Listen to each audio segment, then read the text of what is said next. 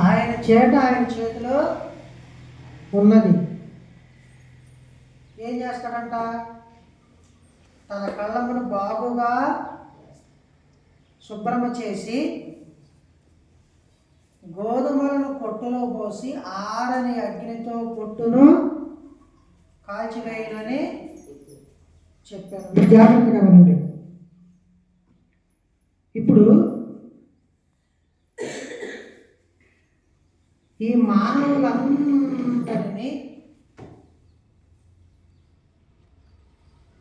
ప్రభు అయిన యేసుక్రీస్తు వారు ఈ లోకానికి వచ్చి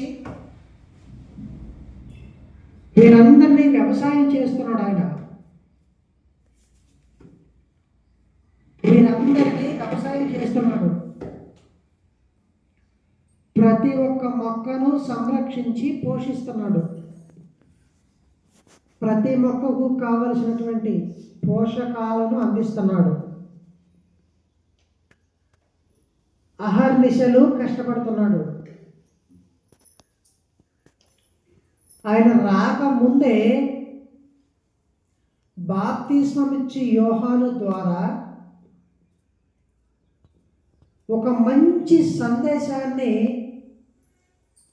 వినిపించాడు. లూకా సువార్త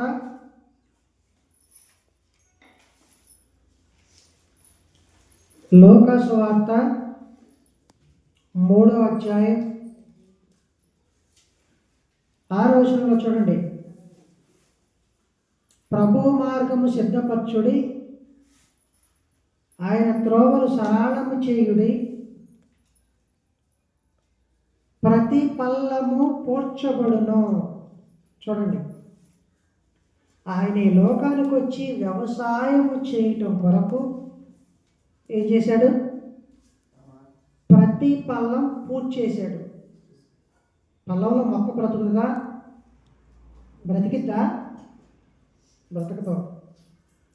ప్రతి కొండయు మెట్టయు పల్లము చేయబడును. చూడండి, ప్రతి కొండ మెట్ట పల్లం చేయబడుతుంది. మెరకగా ఉన్న చోట మొక్క బ్రతికిద్దా? బ్రతకదు కదా. చూడండి, ఆయన లోకానికి రాబోయే ముందే ఆయన వచ్చి వ్యవసాయం చేసేటువంటి పద్ధతిని బాప్తిస్మం ఇచ్చి యోహాను గారు చెప్తున్నాడు. వంకర మార్గములు తిన్నని వగును, కరకు మార్గములు నున్నని వగును. అంతే కదా. వ్యవసాయం చేయబోయే ముందు మనందరం విత్తనాలు చల్లే ముందు, మొక్కలు పెట్టే ముందు చేనును చక్కగా చదును చేస్తామో చేయమా? దానికి బలమైన ఎరువుని చల్లుతాం, దుక్కి దున్నిస్తాం, చెత్త అంతా ఏరి పడేస్తాం. చక్కగా అంటే విత్తనాలు చల్లడానికి అనుకూలంగా మనం దానిని సిద్ధపరిచి ఆ తర్వాత మనం విత్తనాలు చల్లటమా మొక్కలు పెడతామో చేస్తాం. ఇది కదా వ్యవసాయం చేసే పద్ధతి. ఇలా వ్యవసాయం ప్రారంభించినటువంటి రైతు మొక్క పెట్టిన దగ్గర నుండి ప్రతి క్షణము దానికి కావలసినటువంటి ప్రతి విధమైన ఈవి సమృద్ధిగా, ఏ సమయంలో ఏ విధమైన తెగులు పడిందో, ఏ మొక్కకు ఏ విధంగా నీరు అందలేదో, ఏ మొక్కకు ఎలాంటి తెగులు ఉన్నదో, ఎలాంటి పురుగు సంక్రమించిందో అని ప్రతి క్షణం చూస్తూ కాపు కాస్తూ ఉన్నటువంటి రైతు ఏమండి ఈ పంట చేతికి వచ్చేంత వరకు కూడా ఎంతో కష్టపడి కష్టపడి కష్టపడి కష్టపడి దాన్ని తన చేతుల మీద అరిచేతుల మీద పెంచుకుంటూ వస్తాడు. ఇలా పెంచుకుంటూ వస్తాడు. ఎందుకు పెంచుకుంటూ వస్తాడు చెప్పండి? ఎందుకు ఇంత కష్టపడతాడు? ప్రతిఫలం కోసం, పంట కోసం, విత్తనాల కోసం, ధాన్యం కోసం, అర్థమవుతుందా? దాని మీద ఎంతైతే పెట్టుబడి పెట్టాడో అది అంతా పొందడం కోసం, ఏదైతే ఆశ పెట్టుకున్నాడో దాని కొరకు ఎదురు చూస్తూ ఉంటాడు రైతు. అయితే ఇలా కష్టపడి అహర్నిశలు పంట పండించినటువంటి రైతు ఒకానొక రోజున తన చేతితోనే లేదా తన నోటితోనే ఈ పంటను కోసేసి, మొక్కలను పెళ్ళగించి కోసేసి దొళ్ళగొట్టమని చెప్పి ఆజ్ఞాపించేటువంటి ఒక రోజు వస్తుంది. అవునా కదా? ఏ రైతైతే తన కష్టపడి కొంతకాలం కాసి ఆ మొక్కను పెట్టడం కోసం భూమిని చదువు చేశాడో అదే రైతు మరలా ఆ మొక్కను కోపించటానికి కూడా ఒక సమయం వస్తుంది. ఆ సమయంలో రైతు ఆజ్ఞ ప్రకారం, యజమాని ఆజ్ఞ ప్రకారం ఆ మొక్క కోయబడుతుంది. కోయబడి ఎండబెట్టబడి దొళ్ళగొట్టబడుతుంది. అర్థమవుతుందా? గింజలు రాలగొట్టబడతాయి. ఎందుకు? ప్రతిఫలం. దేనికోసం అయితే ఆయన ఇంతకాలం కష్టపడ్డాడో దానికోసం. ఈ సమయం వచ్చినప్పుడు ఆయన ఏం చేస్తాడంటే చక్కగా కోసివేయబడినటువంటి ఆ పైరుని ఎండబెట్టి ఏం చేస్తాడంటే దొళ్ళగొట్టేసేసి తన చేతిలో ఉన్నటువంటి చేటతో ఆయన తూర్పారబడతాడు. దాన్ని అర్థమవుతుందా మీకు? తూర్పారబడతాడు. తూర్పారబట్టినప్పుడు మంచి గింజలన్నీ ఒకవైపు వస్తాయి, తప్ప గింజలు, తాలు గింజలన్నీ మరొక వైపుకి వెళ్తాయి. మీరు చెప్పండి, ఈ అధికారం ఆ రైతుకి లేదంటారా? ఇలా కోసి దొళ్ళగొట్టడం, పనికి వచ్చే గింజల్ని తన కొట్టులో పోసుకోవటం, పనికిరాని వాటిని కాల్చి పడవేయటం, ఇది ఆ రైతుకు న్యాయం కాదంటారా? చెప్పండి. ఆ రైతు కష్టానికి ఇది ప్రతిఫలం కాదంటారా? ఆ రైతు ఇది చెయ్యకూడదు అంటారా? ఆ రైతుకి ఇది న్యాయమా కాదా? చెప్పండి, న్యాయమా కాదా? ఒకసారి చూడండి, మత్తయి సువార్త. న్యాయమో కాదో ఇదే మత్తయి సువార్తలో మరొక చోట ఒక మాట అంటాడు. 20వ అధ్యాయం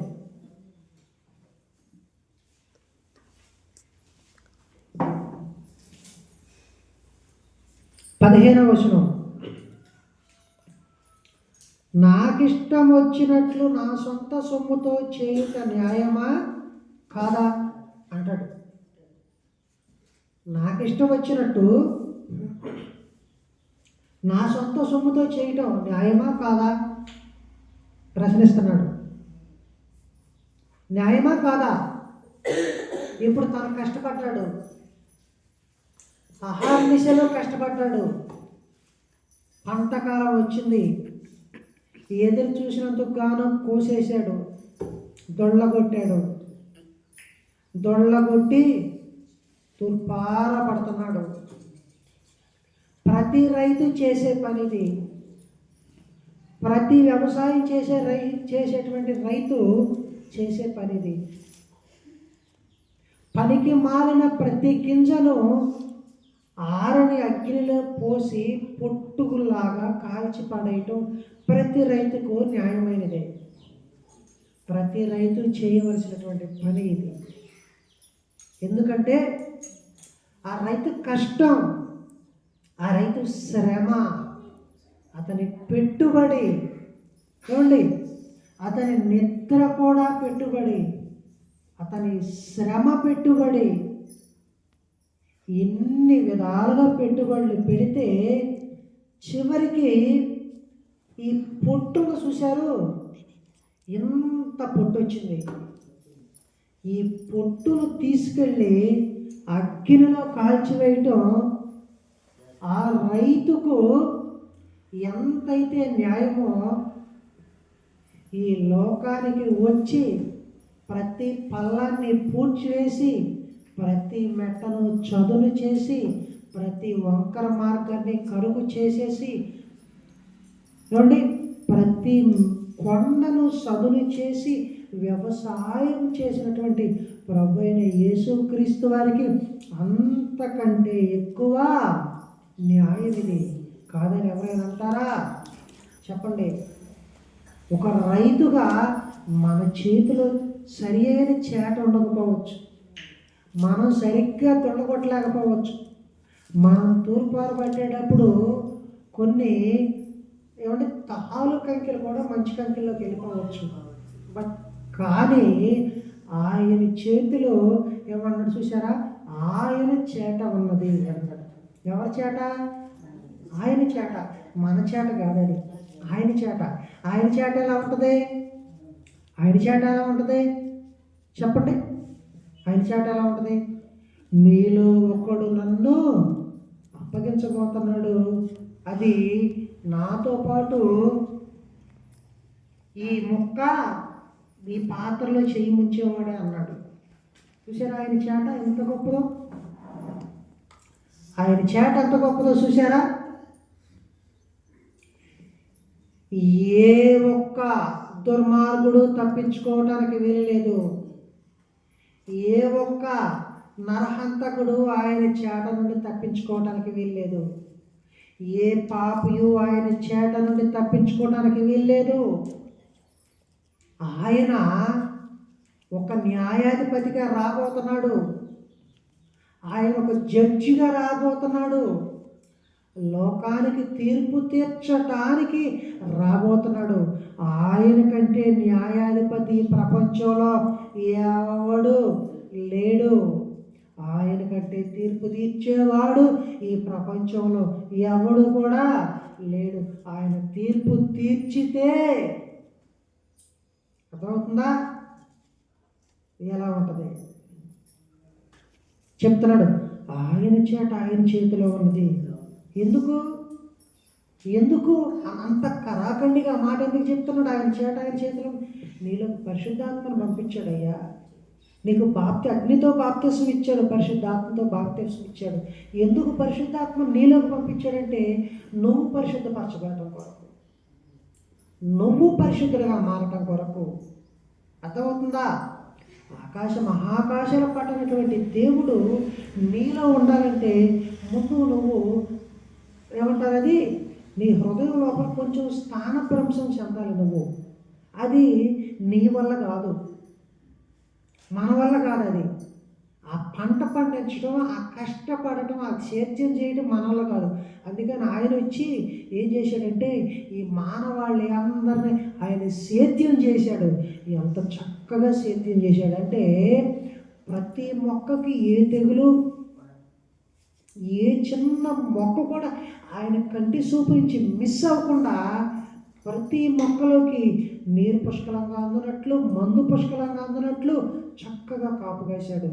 పరిశుద్ధాత్మను పంపించడం ద్వారా ప్రతి ఒక్కరిని పరిశుద్ధపరిచి ఏం చేశాడు తెలుసా? దేవునికి మమేకం చేసి పడేశాడు. ఈ మనిషిని దేవునికి ఏకం చేసి పడేశాడు. దేవునికి మనిషికి మధ్య సంబంధాన్ని కలిపాడు. ఆయన వచ్చి అంత చక్కగా వ్యవసాయం చేశాడు ఇప్పుడు ఆయన. కాబట్టి ఏం చేశాడు? వ్యవసాయం చేశాడు కదా, కష్టపడ్డాడు కదా, ఇప్పుడు చాట తీసుకుని కూర్చున్నాడు. చాట తీసుకుని కూర్చున్నాడు ఆయన. ఒక్కసారి చూడండి అపోస్తల కార్యములు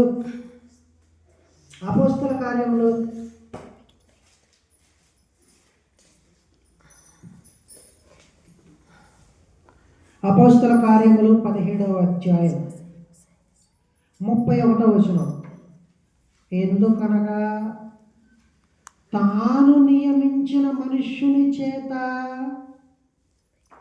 నీతిని అనుసరించి భూలోకమునకు తీర్పు తీర్చబోయేది ఒక దినమును నిర్ణయించి ఉన్నాడు. ఎవరి చేత?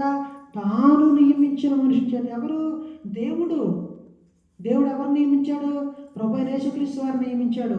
ఎందుకు? వీళ్ళందరినీ వ్యవసాయం చేయడానికి. వీళ్ళందరినీ వ్యవసాయం చేయడానికి నియమించాడు ఆయన. ఈయన అనుకుంటున్నారు, ఎవరిని? ఈ వచ్చిన ఆయన అనుకుంటున్నారు చేతగాని వాడు, అసమర్థుడు, మనం కొడితే పడ్డాడు, మనం కొడితే తిరిగి కొట్టలేదు, నానా చిత్రహింసలు పెట్టాడు. ఇప్పుడు కూడా అంటూ ఉంటారు. ఎక్కడ ఇస్రాయేల్లోనే లెక్క చేయలే ఎవరు ఆయన్ని. ఇజ్రాయేల్లోనే ఎవరు నమ్మలా, మీరేంటి, మీరు నమ్ముతారేంటి ఆయన్ని అన్నట్టుగా మాట్లాడతారు. కాదు ఒక్కసారి ఇది ఇలాగే ఉంచండి. అపోస్తల కార్యములు ఏ మాట మాట్లాడుతున్నారు చూడండి ఒక్కసారి. ఇదే అపోస్తల కార్యములు ప్రభువైన యేసుక్రీస్తు వారిని గురించి 4వ అధ్యాయం. అపోస్తల కార్యములు 4వ అధ్యాయం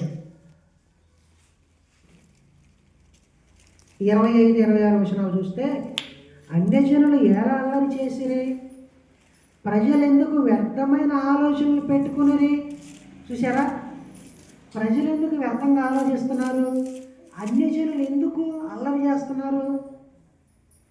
కింద అంటున్నాడు, ప్రభువు మీదను ఆయన క్రీస్తు మీదను భూరాజులు లేచిరి, అధికారులను ఏకముగా కూడుకుని. ప్రభువు మీద, ఏ ప్రభువు మీద? మనందరి పక్షాన మనందరినీ మంచిగా వ్యవసాయం చేసి మన నుంచి మంచి ఫలాలు వస్తే ఈ మంచి ఫలాలు తండ్రికి ఇచ్చి, తండ్రి నేను వ్యవసాయం చేశాను చూడు, ఇగో ఎలాంటి ఫలాలు కాసినాయో అని చెప్పి తండ్రిని సంతోషపరచడం కొరకు ఆయన వస్తే వీళ్ళేమన్నారు తెలుసా? ప్రభు అయినటువంటి క్రీస్తు మీద వీళ్ళేం చేశారు తెలుసా? వ్యర్థమైన ఆలోచనలు పెట్టుకుని. కీర్తన గ్రంథంలో చెప్తాడు, ఒక్క మాట కీర్తన గ్రంథంలో కూడా తీస్తే ఒకసారి దీని గురించి. కీర్తన గ్రంథం 1వ అధ్యాయం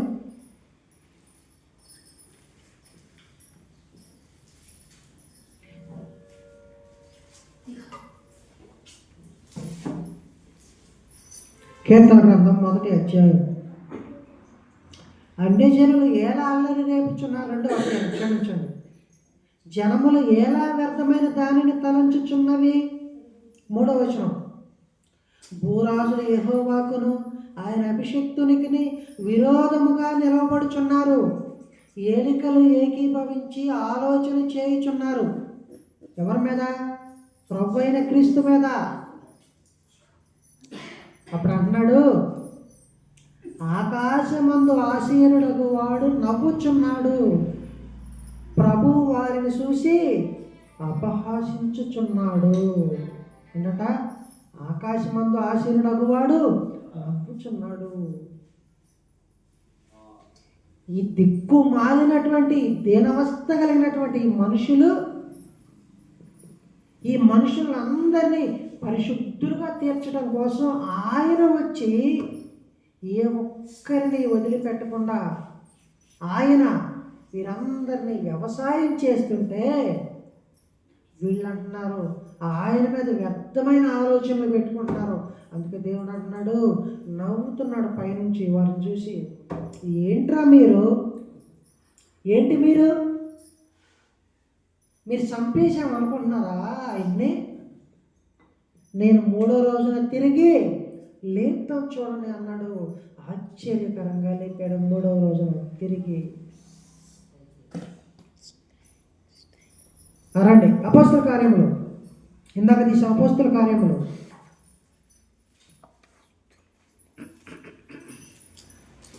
అపోస్తల కార్యములు 17వ అధ్యాయం. ఎందుకనగా తాను నియమించిన మనుష్యుని చేత నీతిని అనుసరించి భూలోకమునకు తీర్పు తీర్చబోయేది ఒక దినమును నిర్ణయించి ఉన్నాడు. అదే ఆయన చేతిలో చేట. ఆయన జల్లించడానికి రాబోతున్నాడు, తన కళాన్ని శుభ్రపరచడానికి రాబోతున్నాడు, పనికి మాలిన పొట్టునంతటిని కాల్చివేయటానికి రాబోతున్నాడు. ఏ శరీరియు ఆయన ఎదుట తప్పించుకోవటానికి వీలు లేదు.